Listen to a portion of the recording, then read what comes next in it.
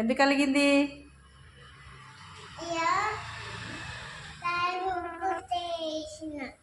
కాలు మొక్కినా ఏడ్చినా కానీ వింటలేదా?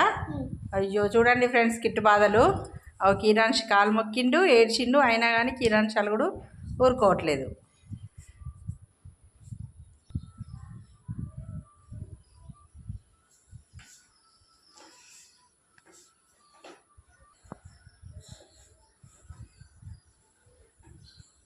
ఎంత బతిలాడుతుంది చూడు మీ తమ్ముడు. Kittu Babu good bye.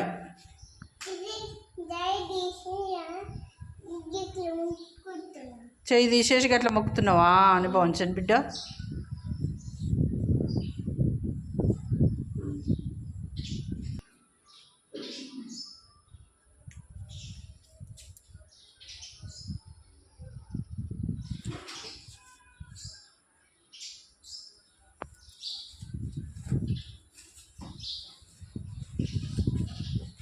చూసినావా, కిస్సు కూడా ఇచ్చిండు పాపం.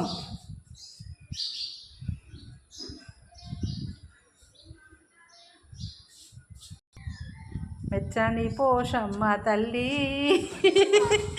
కరుణించు మా కల్పవల్లి.